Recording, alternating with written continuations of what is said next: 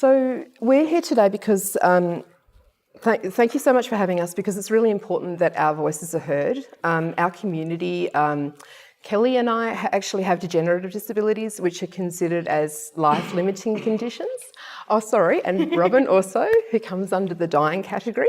And so we're actually the people who are at risk of mistakes and abuse, and this is a really huge issue for us. What we've done today is, are you aware of the game Cards Against Humanity? Anybody? There's one person, yes. Oh, there's everybody who has teenage boys. So they're very rude and inappropriate. And basically there's a question on one side. Each one of you and the rest of Parliament will have got one of these in your box today. And so there's instructions about how to play the game, and these are themed around assisted suicide and themes. They are hilarious because disability and assisted suicide is incredibly inappropriate when put together. The reason we've done that is that we think this the whole idea is actually really rude and inappropriate. It's being marketed as something that's about death with dignity, and the idea of dignity is really problematic for us because a lot of us, don't go to the toilet in the same way that other people do.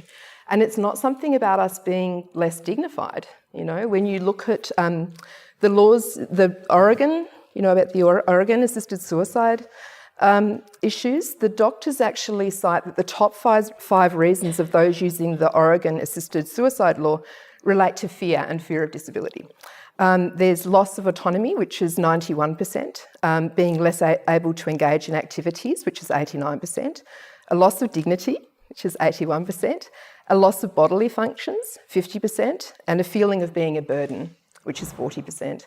And those things are really innately tied to issues that we live with every day.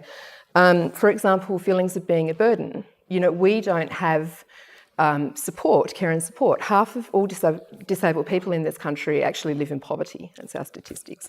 Most of us are unemployed. The National Disability Insurance Scheme will be rolled out in Victoria in the same year that this legislation could be passed. And so these are really big problems. It's probably going to take 10 years for people to understand that they're now getting support if everything goes all right with the National Disability Insurance Scheme. And those things about feeling a burden, they're very real fears for people because it's an awful thing. I mean, Kelly and I were speaking earlier about that.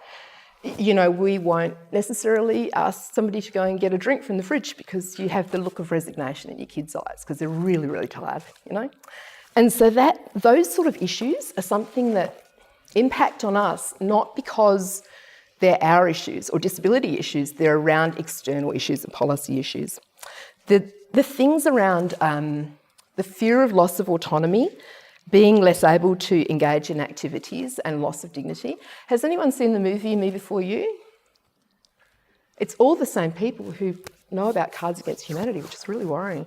So it's a movie about a man who is hit by a car and he becomes a quadriplegic. And just spoiler alert, that this man actually, the whole storyline is that he wants to take his life because he's become disabled.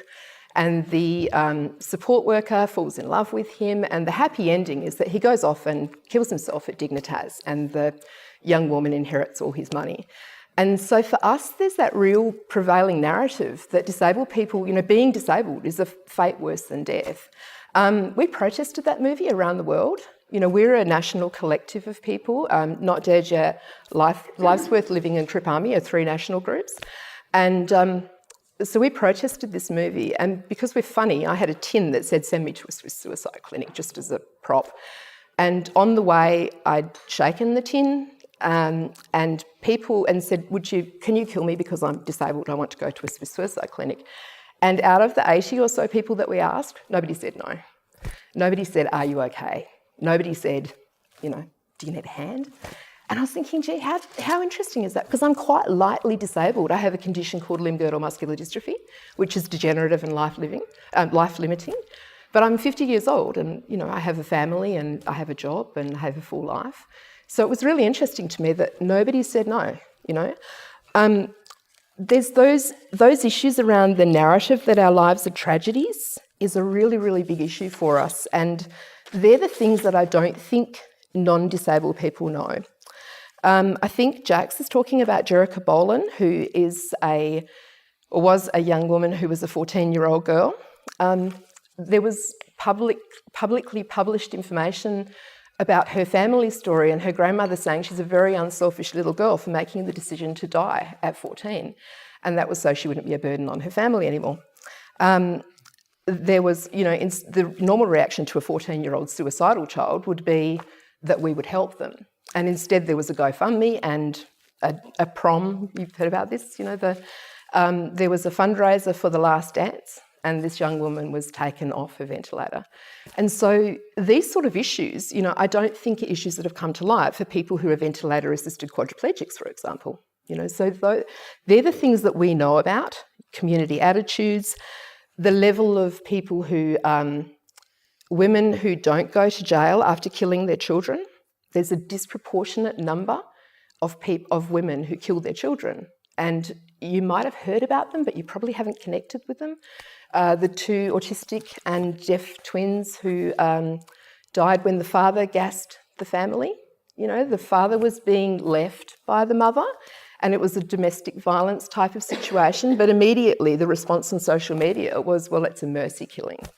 Their lives wouldn't have been worth living. And there was this entire narrative, So we have some really big issues about that. Robin, were you going to speak about Japanese nursing home? Yeah. And so we have all of this experience. My personal perspective is that my family has a gene called a BRCA gene, and in 2 generations, 12 of my family members have died from cancer. So it's like breast or ovarian cancer. And so I've got this really confused perspective. We mostly come from a secular perspective. We're not a group who is, a religious group at all. But my perspective is that I have watched family members die, over and over again. And because we have this information, this is something that's really, really concerning to us, that we know that people will die under this. And we hear these stories every single day.